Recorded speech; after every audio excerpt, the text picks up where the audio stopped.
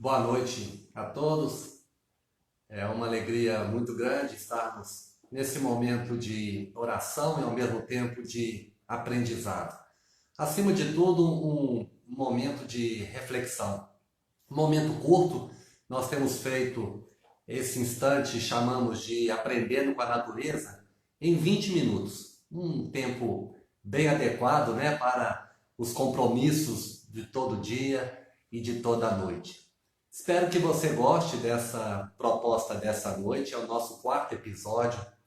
O nosso objetivo hoje é aprender com o porco-espinho, não é isso? Para quem está hoje participando pela primeira vez do nosso pequeno estudo, essa live, essa oportunidade, ela tem a única motivação de compartilhar as minhas percepções, aliando a espiritualidade e aliando também o conhecimento das ciências biológicas, né? Então, quando a gente junta, né, a ciência e a religiosidade, a gente consegue, na verdade, perceber as similaridades, né? A gente consegue entender que essa separação de ciência e religião, ela é uma criação simplesmente do ser humano, né? E pouco a pouco, com a evolução do nosso espírito, com a evolução da nossa alma, nós vamos cada vez mais perceber que tudo é uma questão de fé, de atitude e de aprendizado espiritual. Bom, na semana passada nós terminamos com uma tarefa, né? A gente sempre termina com um convite para um exercício de espiritualidade. Nós estudamos a clorofila e nós aprendemos que a clorofila ela seleciona a frequência que lhe interessa. Não foi assim? Nós vimos que ela absorve a frequência do espectro luminoso, né? Ela seleciona principalmente o azul e o vermelho e ela também reflete, ela devolve a frequência na vibração do verde.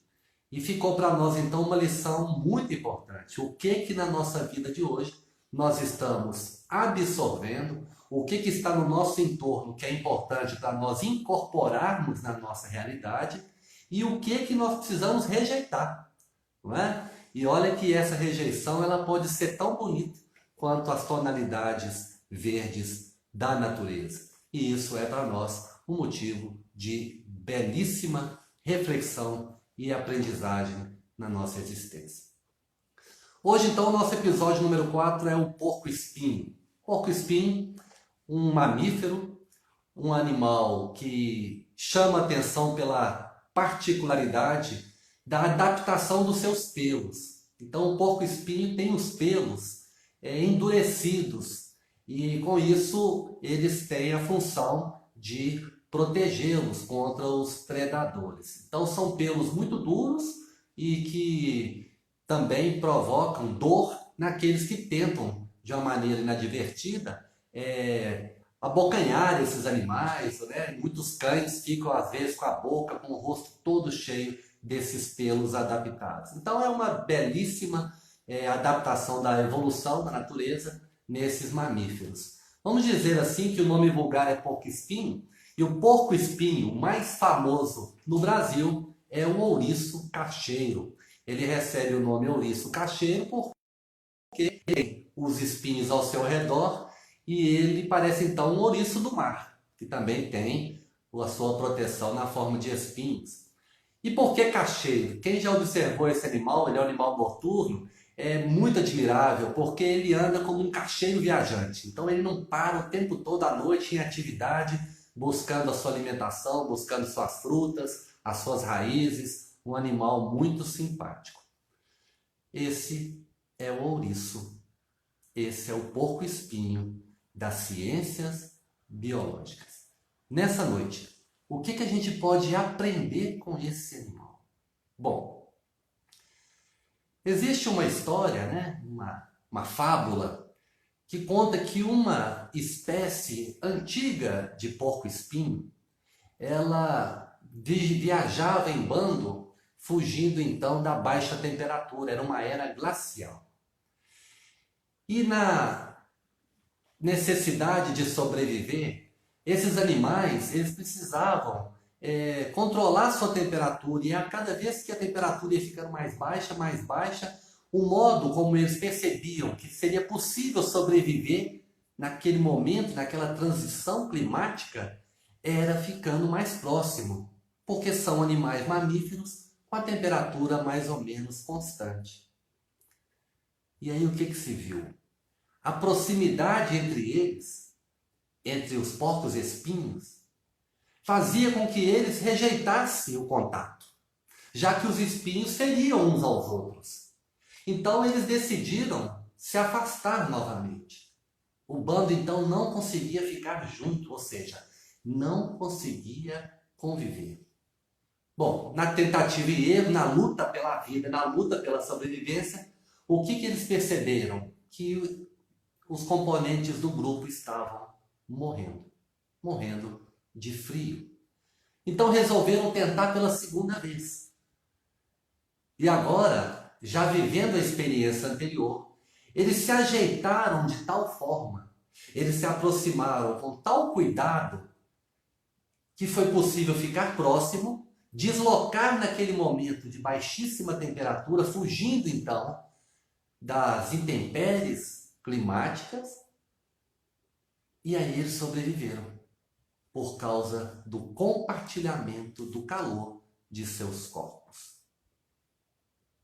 Meus amigos, minhas amigas, meus irmãos e minhas irmãs, essa é a lição que nós temos que aprender, não com a fábula, mas com o próprio porco-espinho, porque afinal de contas, nós estamos hoje vivendo uma intempérie, vamos dizer assim.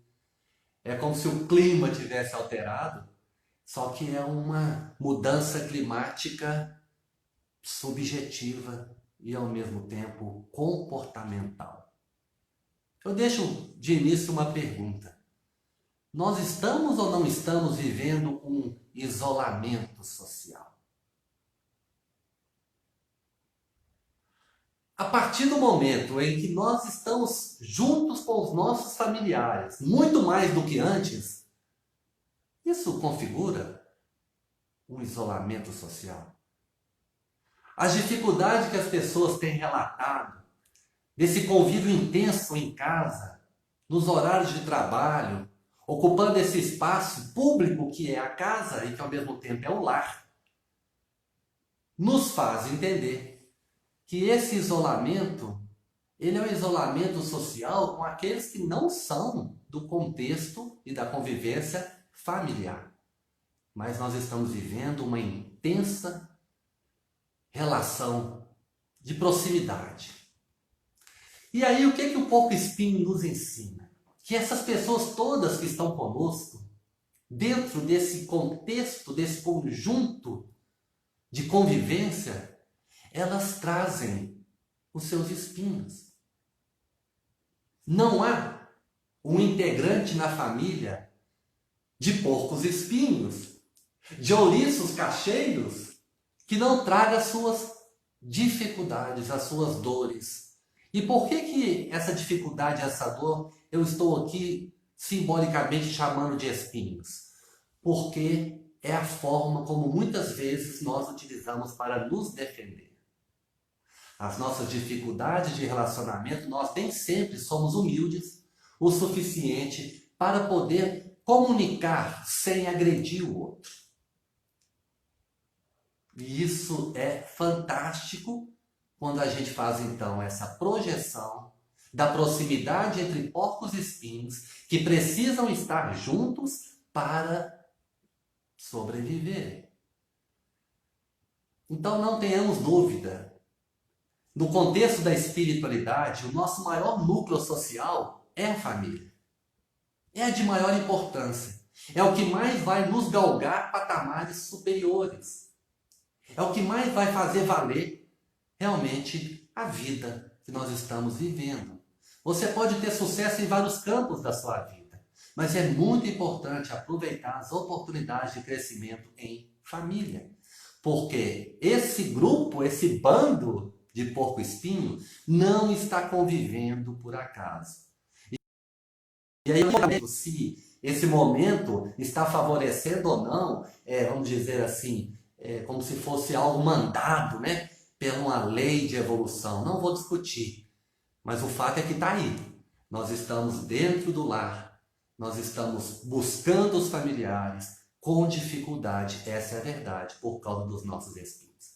Então agora vamos para nossas soluções, né? O que fazer então? Olha, a primeira atitude é reconhecer que nós somos porcos espinhos, que nós temos os nossos espinhos, as nossas dificuldades, os nossos pontos fracos, e que o outro que está na sala, o outro que está lá na cama, o outro que está trabalhando no escritório e que toda hora está comigo, cruzando comigo pela casa, se é um apartamento, é um bando ainda muito mais apertado, ele também tem as suas dificuldades.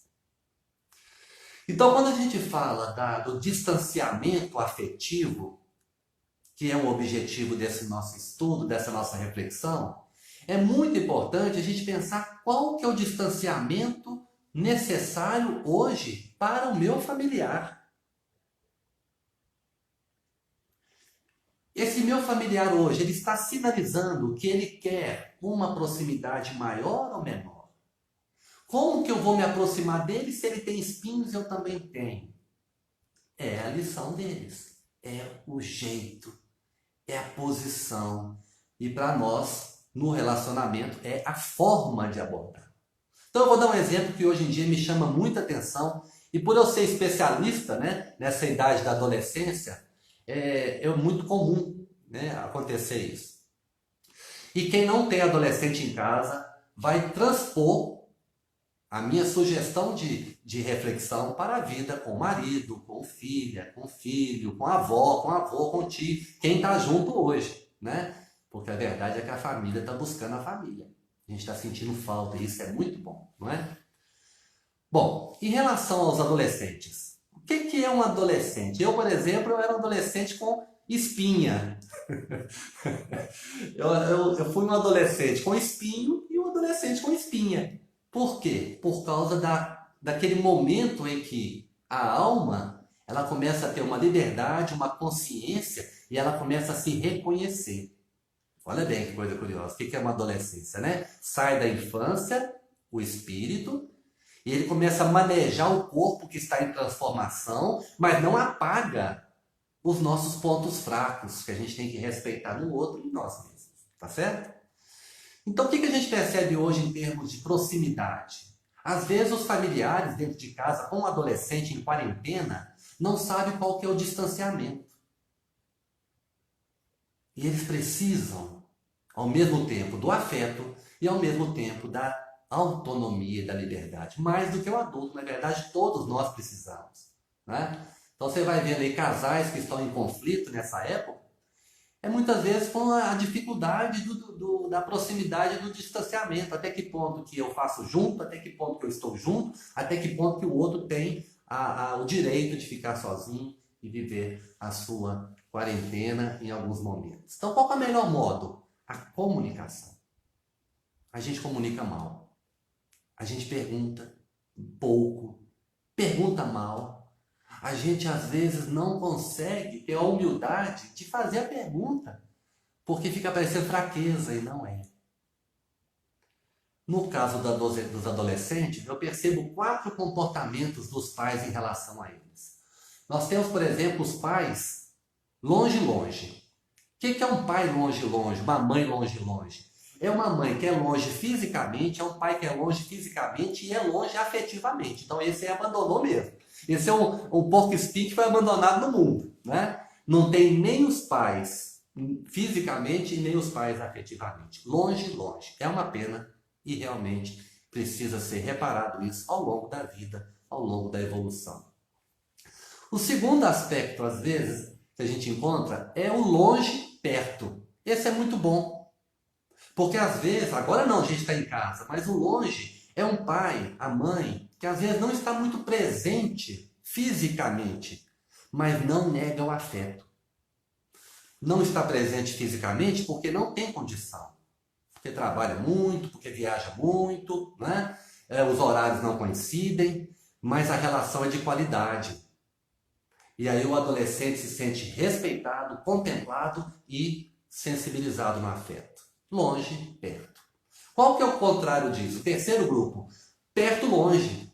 O perto, longe é os pais que ficam muito em cima, cobrando, mas não dão as condições psicológicas para o adolescente realmente se projetar, né? Desdobrar-se a sua potencialidade.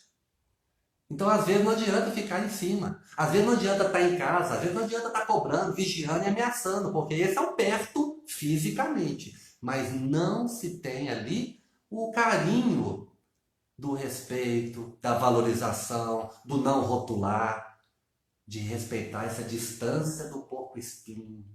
De saber que hoje os espinhos estão virados para nós, né? Na adolescência, às vezes, acontece isso. Porque como que... Inclusive, eu lembrei aqui agora... Eu estou olhando as horas aqui porque a gente combinou 20 minutos, né? Eu estou lembrando aqui agora que tem uma piada no meu meio da biologia, que era um pesquisador, né? Um cientista da área de mamíferos. E o que acontecia? Eles saíam para almoçar, de vez em quando, entre uma pesquisa e outra, iam para o restaurante, aí pediam um prato comum para todo mundo. Aí uns 2 ou 3, muito engraçadinhos, faziam as perguntas sobre os mamíferos. Aí esse professor, tadinho, ele começava a explicar com detalhes, né? Ele gostava de falar, então ele dava uma aula. Enquanto ele dava aula, o povo comia tudo. Aí um dia alguém falou com ele: ô professor, tu não percebeu até hoje que eles estão de sacanagem? Ele faz essas perguntas para o senhor aí o senhor começa a explicar da aula, você não vê que perde tudo, até a sobremesa? Aí ele falou: ah, danadinho, então na próxima vez eles vão ver. Aí, de repente, surgiu de novo o restaurante, o grupo de trabalhadores da ciência, né, os cientistas conversando, aí alguém foi e lançou logo a pergunta enigmática. Professor fulano, como que os porcos-espinhos se reproduzem? Aí, mais que depressa dessa vida, ele respondeu: com muito cuidado, com muito cuidado. E começou a comer. E aí sim, ele conseguiu se alimentar bem, né?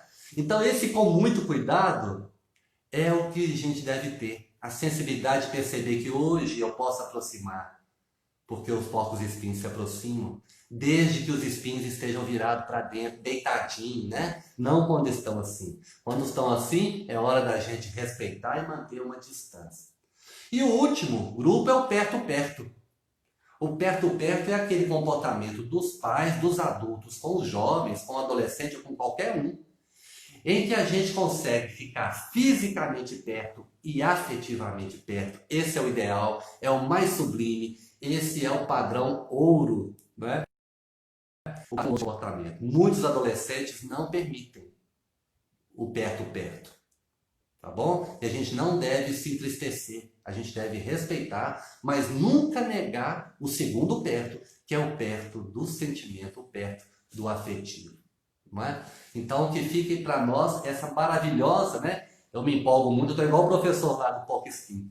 Eu gosto muito desse conhecimento da natureza, da biologia, e hoje estou trazendo um pouquinho da biologia do porco-espinho, porque ele nos ensina a conviver na intimidade, com carinho, com cuidado, com muito respeito, nesse momento em que a gente está muito próximo dentro do lar, dentro da nossa casa.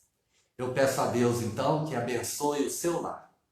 Eu peço a Deus que abençoe as suas relações, o seu bando de porco-espinho. Eu peço a Deus também que te ajude a melhorar, né, essa sensibilidade que nós temos da evolução, que é a lembrança do passado, as mágoas, que a gente vai pouco a pouco convertendo isso num espinho mais flexível, num espinho mais maleável, como se fosse um fio grosso, simplesmente. Que o nosso querido Mestre Jesus, que nos ensinou, né, é bom deixar bem claro, Jesus foi um personagem histórico para nós espiritualistas, com alto grau de evolução, que nos ensinou a respeitar o outro como ele está, como ele é, mas sem negar a assistência. Eu vou repetir. É com esse mestre amoroso que a gente pode estar por perto, respeitando as limitações do outro, as dificuldades, mas sempre atento para a gente poder oferecer o nosso calor e assim vamos todos nós sobrevivermos nessa fase de tanto desafio. É assim, Elas vão superar vivendo junto, apesar das dificuldades.